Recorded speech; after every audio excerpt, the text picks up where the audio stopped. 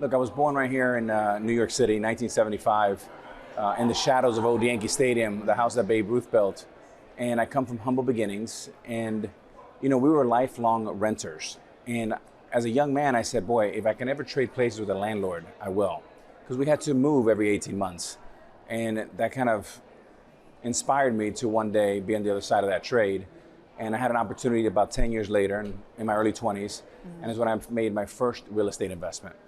And it was just a small duplex, and then we sold that for double, and we did it again and again. And now over the last 25 years, we've acquired more than 20,000 keys, multifamily, and it's been a good business.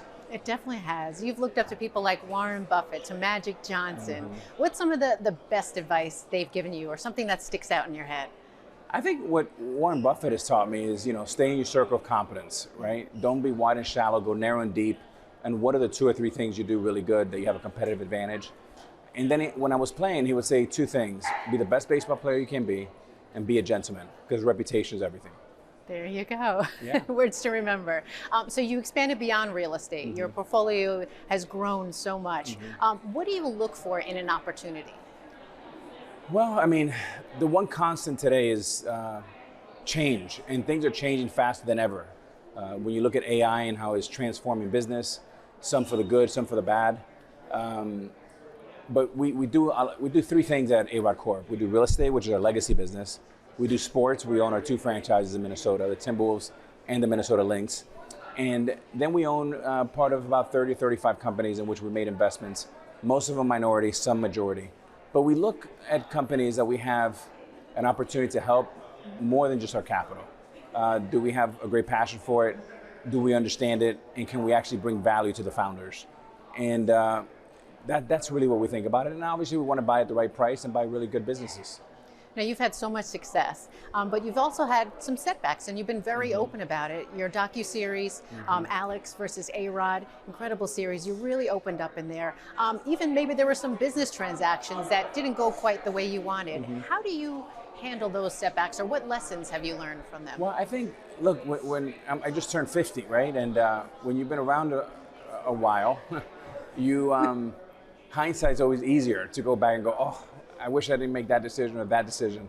But I think you have to lead with it. And, my mistakes, whether it's been in baseball or anything else, where I used to be ashamed of it, now I've had a great opportunity to turn the lens inward, do a tremendous amount of work over the last 10 or 15 years, and I lead with it now. And I just lay all the cards on the table. But learning from your mistakes and then being able to play offense in the future, it's worked well for me.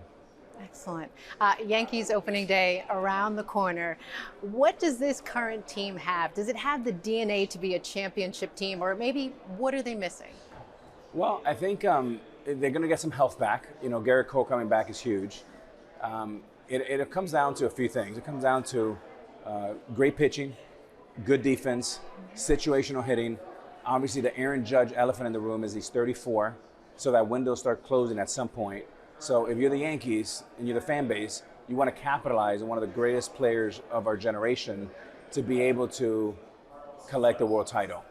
And the key is, as you get to October and right before the playoffs, is I call it the 2 H's. You want to be healthy and you want to be hot. And hopefully they can do that this year. What do you think about robot umpires entering the season this year? What's your take on it? How is it going to change the game? You can make an argument that it can make it better, right? But I'm a big proponent for umpires. I think umpires are, in many ways, they're underpaid, they're underutilized, and underappreciated. If you think about an umpire or referee in sports, you have 9 players from each team screaming at you. You have both managers. You have 2 catchers that are not happy. You have hitters that are not happy. But at the end of the day, when you have some of the great umpires that I've been around and I've been fortunate to work with, and I can think of over a dozen of them, they make the game better. They control the pace of the game. They're a big part of the game, and I just think we can't really forget how important they are, because it's still a human game played by humans. Yeah, they get a bad rap. I think so, and they're very, very good. If you think about an umpire who may have to call 300 balls and strikes, and you miss 5, they're going to scream at you for 50, right? So I'm a big believer in umpires. I'm a little bit old school there. Okay. Let's take you from baseball to basketball. You joined the ownership team behind Minnesota Timberwolves, the Minnesota Lynx. The landscape is changing for sports management, ownership, kind of going away from the family-owned business. How do you think, I mean, big money involved as well. How do you think it's going to impact sports, or particularly the sports fans? Which part? That the fact that you have institutional capital coming in? Correct. Well, it's interesting because, this happened a little bit after COVID. And I remember Sixth Street made a big investment into the San Antonio Spurs, and that was like a big wow moment. I think it's a great tool. I think you still have to have guardrails, but I think so far for the NBA it's worked really well. NFL's now dipping their toe in where you can buy 10% from institutional capital. That's also going to be very interesting to watch. And I think for baseball, where it is right before a big collective bargaining agreement negotiation, it'll be interesting because I do think that right now, I'm a contrarian by nature, is the best time to invest into a baseball team because of all the unanswered questions. Is very fluid right now. People don't know what's going to happen with the CBA. Are you going to strike? Are you not going to strike? There's a lot of moving parts. What happens with regional sports networks? Is Rob Manfred going to try to bundle them, all of them, just like Roger Goodell has in the NFL, and it's worked out beautifully for them? So because there's so many questions, it's a good time to buy at a pretty decent multiple. And there's been a lot going on in Minnesota itself. I mean, you've had the ICE agents on the streets.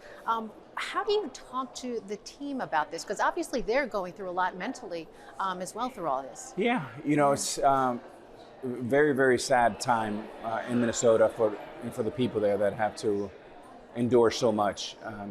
The one great thing about sports, it's the time that we can all agree that we can all wear the color blue for the Timberwolves, or purple, or whatever color we're wearing that night. Yeah. And it unifies people. We have 20,000 people every night at our game. We have a game tonight, and it's just great when you have 20,000 people cheering for one team, smiling, hugging, not asking political questions, not caring about political issues, but really caring about, can the Timberwolves win tonight? Can Anthony Edwards score 35 points? And I think the Timberwolves and the Lynx have been a uniter and really a great medicine for the people of Minneapolis. And I have to talk about the deal. Jason Kelly, your partner in this. Yeah. What can we expect for the next season? Well, we have some incredible guests, which we're not ready to announce yet, but the first 3 seasons have been really great. Jason Kelly has been a dream partner. He's a great quarterback. I call him Tom Brady. Nice. And we have a lot of fun. We have some incredible guests. And now we're having really, really prominent people calling us to say, hey, can we go get on the deal? Which is really exciting for us. Have you learned anything from this show, business-wise? Oh, I've learned so much. I mean, really it's a masterclass. When you see the type of people, both men and women, from all walks of life, from all walks of fields of business and sports, they just give you some incredible gems, some great nuggets. And if you're young entrepreneurs, must watch TV because you can learn so much in a matter of 30 or 45 minutes.